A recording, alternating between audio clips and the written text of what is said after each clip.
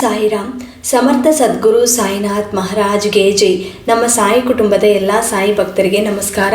ಸಾಯಿ ಆಶೀರ್ವಾದ ಸದಾ ನಿಮ್ಮ ಮೇಲೆ ಇರಲಿ ಅಂತ ಬಾಬಾಗೆ ಬೇಡ್ಕೊಂತ ಇವತ್ತಿನ ವಿಡಿಯೋ ಶುರು ಮಾಡ್ತಾ ಇದ್ದೀನಿ.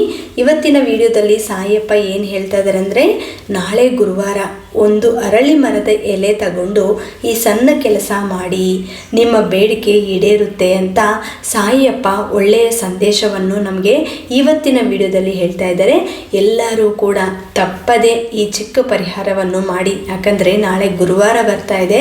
ಗುರುವಾರ ದಿನ ಯಾರ್ಯಾರು ಮಾಡೋಕ್ಕೆ ಅವಕಾಶ ಸಿಗುತ್ತೋ ಅಂಥವರೆಲ್ಲರೂ ಕೂಡ ಈ ಪರಿಹಾರವನ್ನು ಮಾಡೋಕ್ಕೆ ಟ್ರೈ ಮಾಡಿ.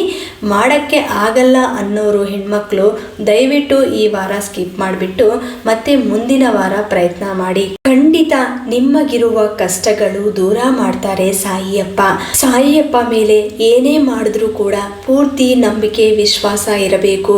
ನಮ್ಮ ಬೇಡಿಕೆಗಳು ಏನೇ ಕೇಳಿದ್ರೂ ಕೂಡ ಸಾಯಿಯಪ್ಪ ಈಡೇರಿಸ್ತಾರೆ. ಯಾಕಂದರೆ ನಾವು ನಂಬಿಕೆಯಿಂದ ಕೇಳ್ತೀವಿ, ನಂಬಿಕೆಯಿಂದ ಮಾಡ್ತೀವಿ. ಏನೇ ಮಾಡಿದ್ರೂ ಕೂಡ ಸಾಯಿಯಪ್ಪ ಆಶೀರ್ವಾದ ಸಿಗಬೇಕು, ನಾನು ಸಾಯಿಯಪ್ಪ ಮಗು ಅಂತ ನಾವು ಪೂರ್ತಿಯಾಗಿ ವಿಶ್ವಾಸದಿಂದ ಅರ್ಥ ಮಾಡಿಕೊಂಡು ಸಾಯಿಯಪ್ಪ ನಡೆದಿರುವಂಥ ದಾರಿಯಲ್ಲಿ ನಾವು ನಡೆದರೆ ಸುಮ್ಮನೆ ನಾವು ಎಲ್ಲ ಕೆಲಸಗಳು ಮಾಡೋದಲ್ಲ.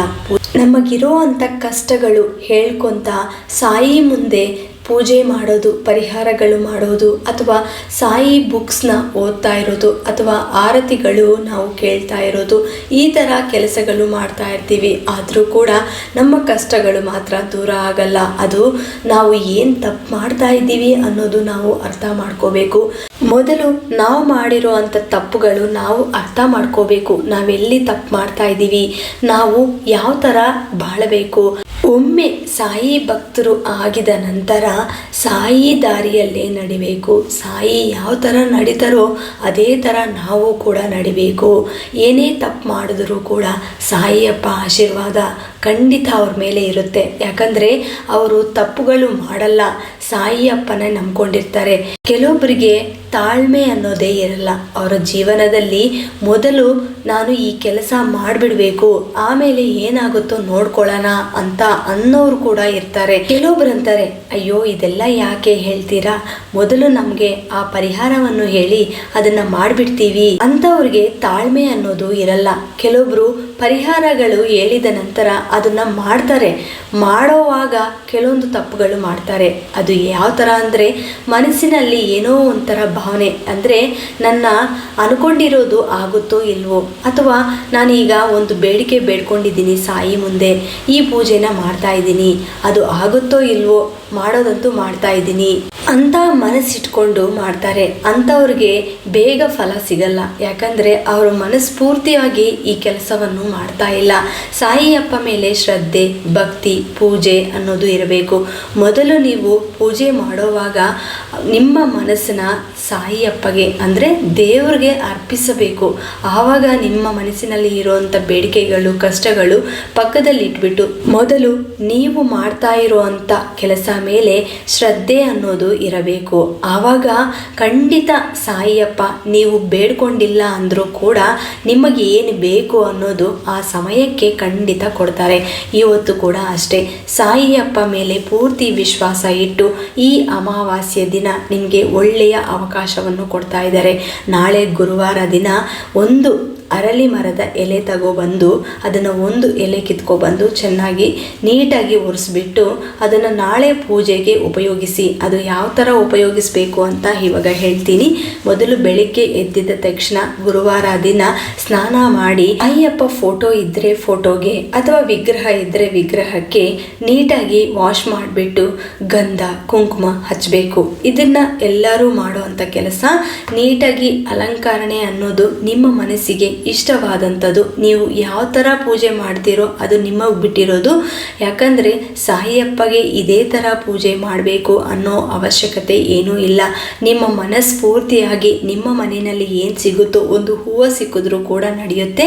ಸಾಯಿಯಪ್ಪ ಪಾದಗಳ ಮುಂದೆ ಒಂದು ಹೂವು ಇಟ್ಟು ನೀವು ಈ ಚಿಕ್ಕ ಕೆಲಸವನ್ನು ಮಾಡಿದ್ರೆ ನಿಮ್ಮ ಮನಸ್ಸಿನಲ್ಲಿ ಇರುವಂಥ ಬೇಡಿಕೆಗಳು ಹೇಳ್ಕೊಂಡ್ರೆ ಸಾಕು. ಅದು ತಕ್ಷಣ ಬರಬೇಕು ಅಂತ ಆಸೆ ಪಡಬೇಡಿ. ಅದು ಯಾವ ಸಮಯಕ್ಕೆ ಕೊಡಬೇಕೋ ಆ ದೇವರು ಕೊಡ್ತಾರೆ.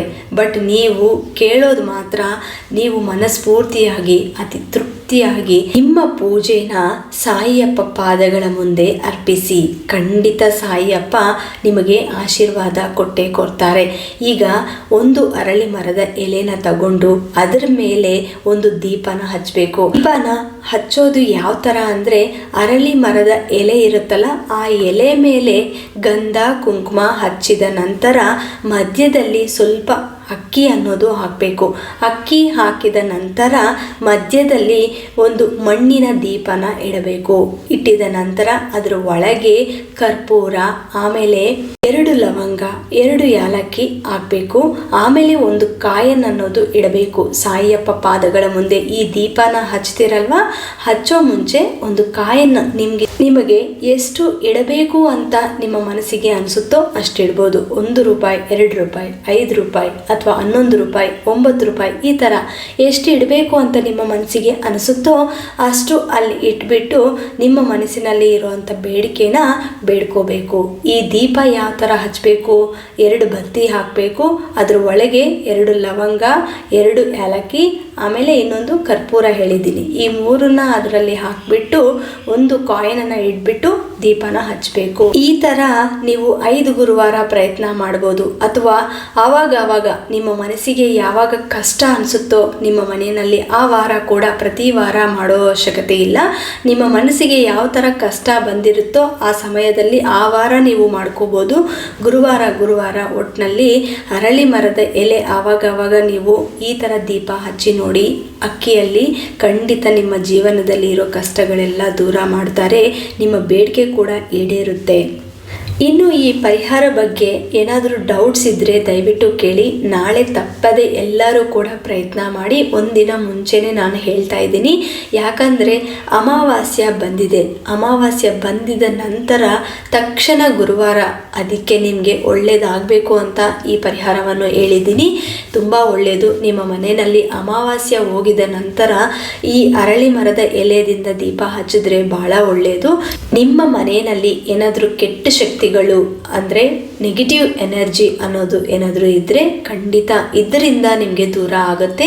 ತಪ್ಪದೇ ಎಲ್ಲರೂ ಕೂಡ ಪ್ರಯತ್ನ ಮಾಡಿ. ಮತ್ತು ಈ ವಿಡಿಯೋ ನಿಮಗೆ ಇಷ್ಟವಾಯಿತು ಅಂತ ತಿಳ್ಕೊತೀನಿ. ಈ ವಿಡಿಯೋನ ಎಲ್ಲ ಸಾಯಿ ಭಕ್ತರಿಗೆ ಹಂಚಿ, ಲೈಕ್ ಮಾಡಿ, ಶೇರ್ ಮಾಡಿ. ಹೊಸದಾಗಿ ನಮ್ಮ ಚಾನಲ್ನ ವೀಕ್ಷಿಸುತ್ತಿದ್ದವರು ದಯವಿಟ್ಟು ಸಬ್ಸ್ಕ್ರೈಬ್ ಮಾಡಿಕೊಂಡು ಸಪೋರ್ಟ್ ಮಾಡಿ. ಮತ್ತೆ ಇನ್ನೊಂದು ವಿಡಿಯೋದಲ್ಲಿ ಭೇಟಿ ಆಗ್ತೀನಿ. ಅಲ್ಲಿವರೆಗೂ ನಮಸ್ಕಾರ. ಸರ್ವೇ ಜನ ಸುಖಿನೋ ಭವಂತು. ಜೈ ಸಾಯಿರಾಮ್.